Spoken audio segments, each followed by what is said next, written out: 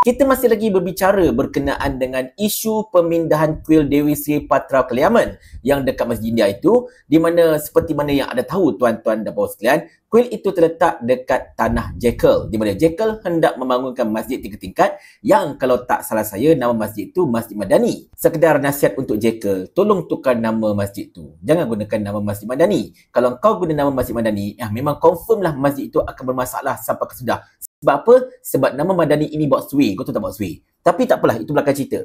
Sekarang ini tuan-tuan sekalian, kita tengok dalam isu kuil yang bakal dipindahkan ini, ada dua pihak tau daripada kalangan orang-orang Hindu. Satu yang betul-betul orang kata apa, realistik, seorang yang berpegang pada undang-undang. Mereka ini memang tak ada masalah. Mereka kata betul lah tu, sekarang ini tanah ini orang yang punya.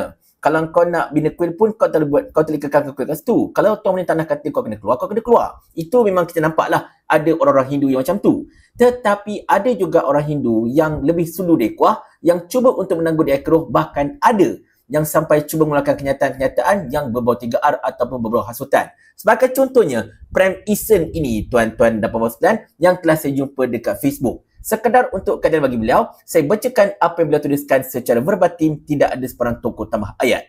Merobohkan Kovil tu kuil dan membina masjid adalah peperangan Islam ke atas orang bukan Islam yang berlaku dalam sejarah Islam yang mengorbankan jutaan manusia orang Islam dan bukan Islam terbunuh. Jika Melayu mahukan sejarah berulang dengan pertumpahan darah umat manusia, teruskan perjuangan kamu dengan serta-merta. Kaum Hindu tidak akan berdiam diri. Kemungkinan insiden sivil temple akan berulang mungkin lebih dahsyat dari itu. Mu'allaf Firdaus Wang Semburit mempunyai ideologi Zakir Naik, iaitu membuat provokasi sentimen perkauman kerana mereka dibayar untuk melakukan sabotaj supaya agenda berdakwah mu'allaf lebih efektif, iaitu membuat dakwah secara paksaan dalam bentuk peperangan kaum. Yang ini apa yang dituliskan oleh Prem Isen ini, tuan-tuan dan puan. Ada satu lagi status beliau yang memang basically je sampai memetik nama Allah kan, tapi yang itu saya tak sentuh lah. Saya nak fokuskan status yang ini yang saya cakap terus terang sama je kurang ajar. Pertamanya, beliau dah sentuh nama Firdaus Wang. Saya rasa yang ini saya serahkan pada Firdaus. Kalau dia nak saman ke apa-apa yang cik orang dapat, silakan, tak ada masalah. Sebab anda dituduh telah menerima bayaran untuk mencetuskan sabotaj supaya dakwah ke atas orang-orang bukan Islam ini akan jadi lagi efektif. Tetapi yang lain-lain saya nak jawab. Pertamanya dia kata, merobohkan kuil dan juga membina masjid adalah peperangan Islam ke atas orang bukan Islam yang berlaku dalam sejarah. Itu dia kata. Maknanya sekarang ini, orang-orang Islam, bila dia perang dengan orang bukan Islam, mereka akan robohkan kuil dan sebagainya. Benda itu memang tak betul langsung, wahai Prem. Benda tak betul langsung. Anda tahu tak, dalam Islam, walaupun dari situasi perang sekalipun, orang-orang Islam, askar-askar Islam ini, tidak dibenarkan sama sekali untuk meruntuhkan atau merobohkan rumah ibadat agama lain. Tak kira macam keadaan ke mana-mana sekalipun. Macam contoh, perang salib dulu kan berapa lama? Bukannya tak ada gereja-gereja yang telah dibina sebagainya, tetapi gereja itu dipelihara. Gereja itu dilindungi, tidak akan dirobohkan. Melainkan kalau akan datang, tiba-tiba pula pengurusan gereja itu, okey tak apalah, aku tak nak buka gereja kat sini, tukar, aku bagi pada kerajaan, kau nak buat masjid ke apa-apa ke, silakan. Macam yang berlaku dekat Hagia Sophia kan. Tetapi nak kabarnya, dalam Islam ini, wahai Prem, tak kira keadaan peperangan pun, kita tak akan robohkan rumah ibadat kaum lain. Apatah lagi dalam keadaan biasa. Yang peristiwa roboh-meroboh atau pindah-memindah ini kerana kuil-kuil engkau tu dibina secara haram, dibina atas tanah orang, dibina tanpa permit, sebab itulah kena roboh. Apa sahaja binaan yang tidak mendapat permit, tidak ada lesen, dibina atas tanah orang ataupun dibina secara haram, pasti akan roboh. Tak kira kuil ke, kedai makan ke, bangunan ke, even surau masjid pun, kalau mereka ini dibina di atas tanah orang lain ataupun tanpa permit, tak ada kebenaran, pasti akan diroboh. Tahu tak Prem benda itu? Ini cerita undang-undang tau. Kalau kau tak tahu pasal undang-undang, video pagi tadi cerita pasal undang-undang tentang perundangan. Mengapakah kuil Dewi itu kena dipindahkan? Sebab tanah itu tanah orang. Kau tak boleh buat apa? Kau tak boleh nak argue pun, tak boleh play victim. Kau kata, kuil itu 100 tahun ke, 300 tahun ke, even 40,000 tahun pun kuil itu, tetapi bila benda itu dah berada atas tanah orang, kau tak boleh buat apa? Lagipun salah korang jugalah. Kenapa sekian lama kuil itu wujud, korang tak berusaha dengan DBKL untuk beli lot itu? Untuk beli tanah itu, untuk dijadikan sebagai tapak kuil ke apa-apa ke. Kenapa korang tak beli? Kenapa korang tidak berusaha untuk dapatkan pemilikan tanah tersebut? Kenapa bila Jekyll dah beli, Jekyll dah ada idea nak buat masjid ke apa-apa ke, whatever, nak buat bangunan itu ini, tak kisahlah tu kan. Tiba-tiba korang play victim. Kata, ini nak menindas orang Hindu sebagainya. Benda tak betul. Benda ini dah lari dari rule of law tau. Jangan play victim masalahnya. Tapi itu mau cerita kuil Dewi tau, yang merupakan kuil yang dibina tanpa kebenaran. Basically kuil haram lah saya ceritakan dari segi undang-undang. Ada banyak lagi sebenarnya. Macam kata Timbalan Menteri Wilayah, dia kata dekat Kuala Lumpur ini sahaja, Prem, ada 115 buah kuil yang dibina tanpa permit dan tanpa kebenaran serta dibina secara haram. Itu dekat Kuala Lumpur tau, 115 buah. Dekat Kedah lagi best, ada 523 buah, 25 sahaja yang dibina atas tanah sendiri, yang dibina dengan perundangan yang betul. Bakinya dibina secara haram ataupun dibina tanpa permit ataupun memang pakai pacak macam tu je. Macam gambar yang telah ditunjukkan tadi berkenaan dengan kuil yang dibina di pintu masuk, orang kata apa, Allahumma salli selamat, hospital Bukit Mentajam. Nampak tak? Takkanlah itu kau nak petangkan, oh kita nak petangkan kuil. Sedangkan binaan itu binaan yang tidak menepati piawai, binaan yang tiada permit, binaan tak ada lesen, binaan haram. Bila namanya binaan haram di sisi undang-undang ni, kena roboh lah. Tu kau nasib baik tu tak, Jakil ni kira boleh ampun lah. Dia sudi juga bincang. 10 tahun dia tangguh untuk masjid tu sebab nak bincang dengan perumusan kuil kau tu masalahnya. Takkan itu kau tak sedar kot. Ini masalahnya suka play victim. Dia tak nak. Bila kita cerita pasal perundangan, cerita pasal fakta, tak nak dengar. Oh no. Kuil kena ada, kuil kena ada. Kenapa dia macam tu? Sebab ada menteri, sebab ada pemimpin yang backup mereka. Macam Gobind Singh ni. Dia kata apa? Dia kata kena pertahankan kuil itu, tak kira apa jadi sekalipun, kena pertahankan. Konon-kononnya warisan sejarah. Ini pun lagi satu masalah. Sekarang ini macam aku kata tadi lah. Kalau betul kuil itu dah dibina sejak 130 tahun, dah ada kat situ. Dan kenapa tidak ada siapa pun pemimpin-pemimpin utama di kalangan masyarakat Hindu cuba untuk minta dekat DBKL, weh DBKL, aku nak beli tanah ini. Kuil ini dah lama, dah 100 tahun lebih, aku nak jadikan dia sebagai tanah aku nak beli, no problem, berapa nak jual, dan kemudian aku nak jadikan sebagai tapak warisan UNESCO. Buatlah macam tu. Masalah dia tak. Korang pergi pacak, minta maaf cakap lah saya tahu akan ada orang-orang Hindu marah dengan saya, tapi saya kena cakap fakta.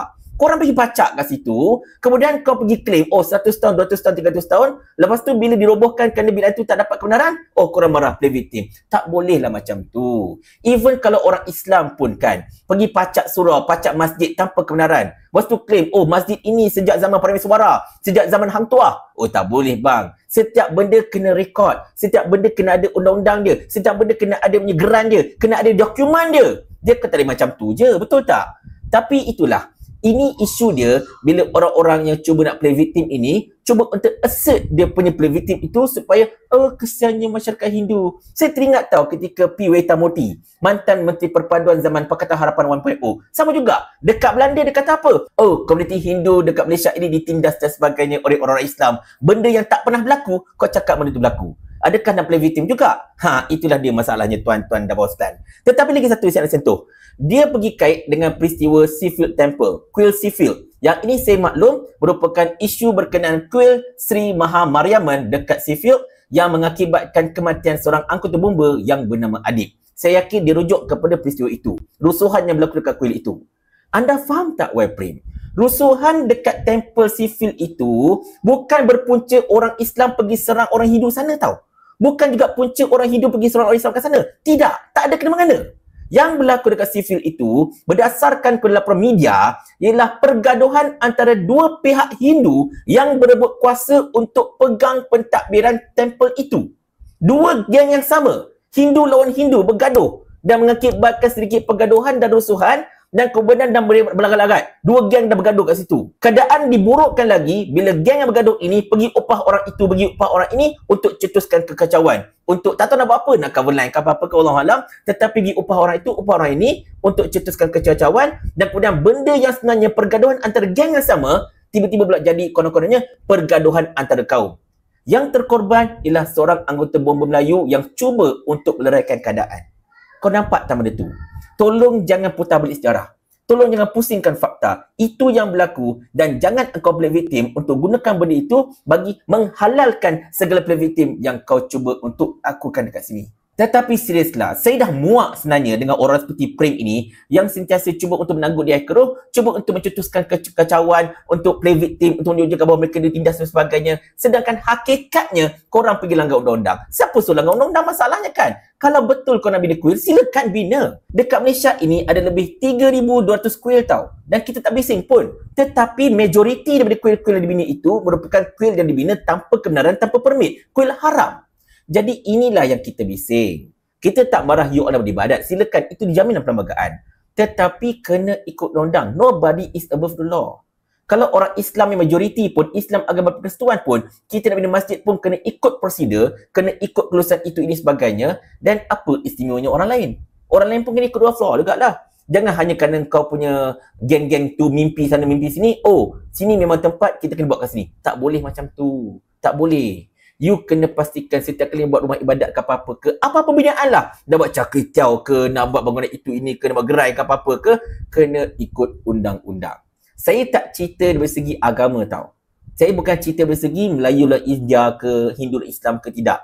Saya jawab dari segi perundangan. Kena faham benda itu betul-betul Prem. Tetapi itulah, saya serahkan kepada pihak polis dan juga SKMM untuk tolong cari dan kesan siapakah Prem ini dan tolong tangkap dia, remand dia dan kenakan tindakan yang setimpal. Sebab ini, kenyataan Prem ini merupakan kenyataan hasutan. Menghasut orang-orang Hindu untuk berperang dengan orang Islam. Inilah dia. Samalah dengan Ardul Rasami tu kan. Dok kata, oh kalau apa berjadi pun Hindraf 2.0 akan turun dan sebagainya. Itu hasutan bang.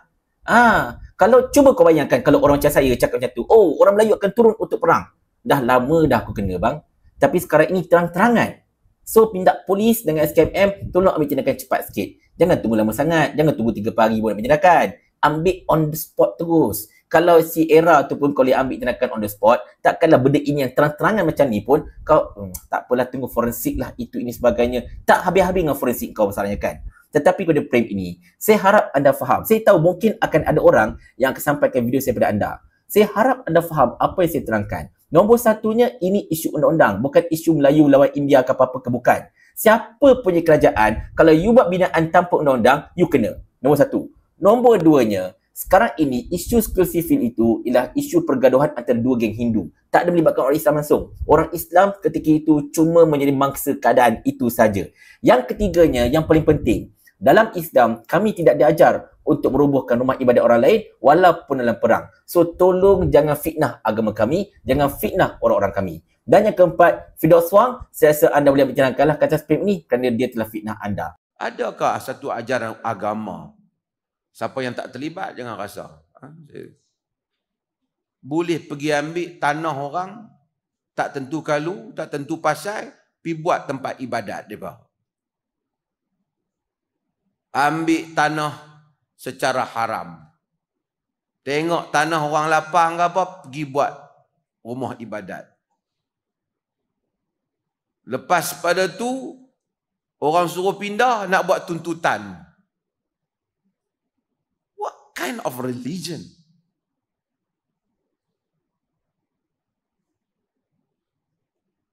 Mana-mana agama yang tak terlibat macam tu, dia jangan perasan lah. Kalau dia perasan, kerja dia terlibat. Tak ada orang boleh kata itu satu kebaikan. Itu agama yang kebaikan. Tak mungkin. Curi tanah orang, buat tempat ibadat. Tempat orang, kadang-kadang orang awam, orang nak corner kereta, orang nak tempat kesihatan, pergi buat. Lepas tu buat sentimen pula. Orang kata kena pindah, buat jadi sentimen. Ada agama macam tu dalam dunia ni. Kalau ada agama macam tu, memang ia tak layak menjadi agama yang, bukan agama Tuhan pun, tak layak menjadi agama yang menyeru kepada kebaikan.